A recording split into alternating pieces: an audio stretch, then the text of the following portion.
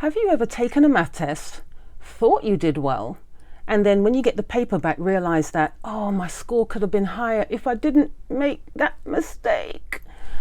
Yeah, I know. Here are 5 common math mistakes that students make that could have been avoided.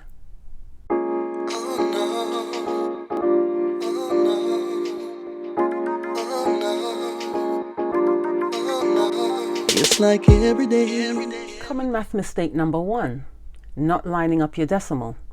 Sometimes the math questions are given in a horizontal fashion, and the test for you then is to put it in a vertical fashion, but you have to line up the decimals. When you don't line up the decimals, you have altered the place values, and then you're going to get a different result. So the next time when you're doing a decimal question, make sure that the decimal is always lined up. Sometimes you're going to get a 1 digit after the decimal, and then the next number that you're adding or subtracting or multiplying is only going to be in the 100th place, which is 2 decimal places after the decimal. So you're going to get one question with 1 decimal place after the decimal, and then you're going to get another question with 2 decimal numbers after the decimal. You have to line them up. Common math mistake number 2. The exponent is not multiplied by the base.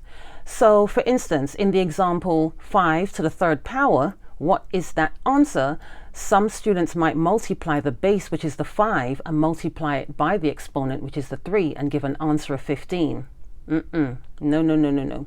So what you do then, the exponent, which is the exponent of 3, is to show you that the base number has to be multiplied by itself 3 times.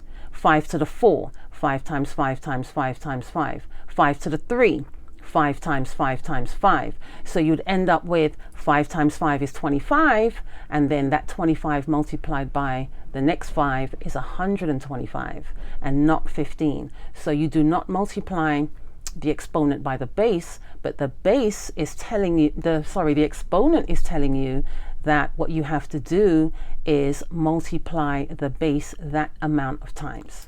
Common math mistake number 3. PEMDAS is not a hard and fast rule. So there's been so much debate over the years about this PEMDAS, and I have a separate video on that. Please go back and have a look at that. I'll leave the link in the description box to that video. But the example, you have 12 divided by 6 times 3. In the PEMDAS letters, they will show you that the M of the multiplication comes before the division, but it's whichever comes first. So you would divide 12 divided by 6 first, and then multiply that by 3. So 12 divided by 6 is 2, and then 2 times 3 is 6. If you do it the other way around and you do 6 times 3 is 18, and then come back to the left and do 12 times 18, it's a completely different answer. So it's multiplication or division, whichever comes first, and then it's addition and subtraction, whichever comes first. Common math mistake number 4. Fractions are not whole numbers. Yeah, I know that, Miss Beryl. I know, but you'd be surprised though with some students that when they see, for instance, a quarter and a half, and what's the difference? Because they see the 4 at the bottom, and 4 is a whole, they'd see 4 as a whole number, and because 4 as a whole number is really more than a half, they would say that a quarter is more than the half. And a quarter is not more than a half. A quarter plus a quarter equals a half. So, you know, the best thing to do with students, and it depends on the age of the students, is to use the pizza example. That's the best example to use for children. Who doesn't like pizza? Children love pizza. Cut the pizza up, show them the parts, show them that 2 quarters make a half, show them that a quarter is less than a half, and fractions are not whole numbers. You have the numerator on the top, you have the denominator on the bottom. They have to know that they are not 2 separate pieces. They are a part of the whole. So the bottom as the denominator is the whole part.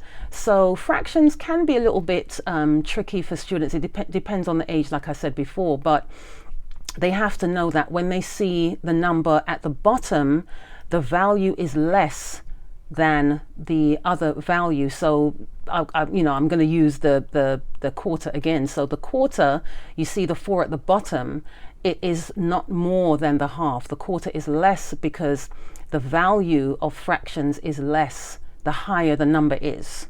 That's how you have to look at it. And that's what we have to let them know. Common math mistake number 5 is borrowing or regrouping incorrectly. So you have, it depends on the place value. So you have the hundreds, tens, and ones place. And then sometimes when some children add, they add the ones place. And then when they're going to regroup, they regroup 2 places over. So they regroup over to the hundreds place and completely miss the tens place in the middle.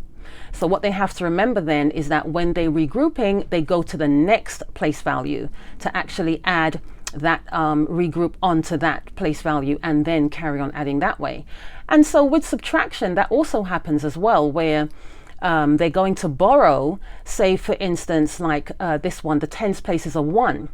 And you can't say 1 subtract a number that's higher than it. So then sometimes the student will end up borrowing from the tens place, and then there's nothing left.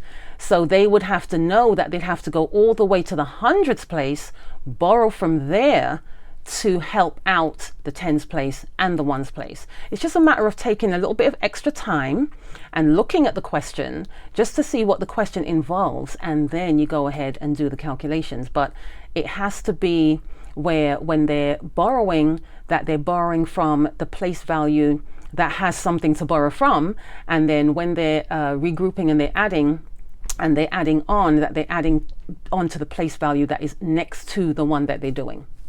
It's just a matter of looking at it and seeing what has to be done first. Now, I know sometimes the words exam and test can make some students anxious, right? So even myself, I remember back in the days, sometimes I would be in a test. It would happen to me as well. I'd be in a test, whether it was in high school, sometimes in college when I'm taking a test.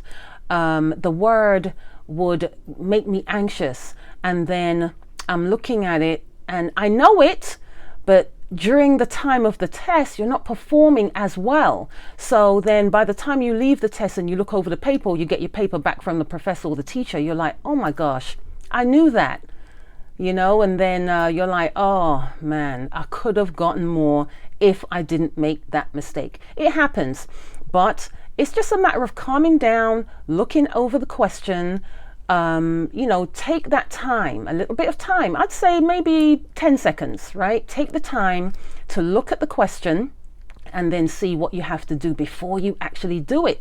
Because sometimes you're in a different space when you're in the test, and then when you come out, you realize, oh my God, I know that I should have done this instead of this. It happens. Like, comment, and subscribe, and I will see you next time in another math video. Thank you for watching. Class dismissed.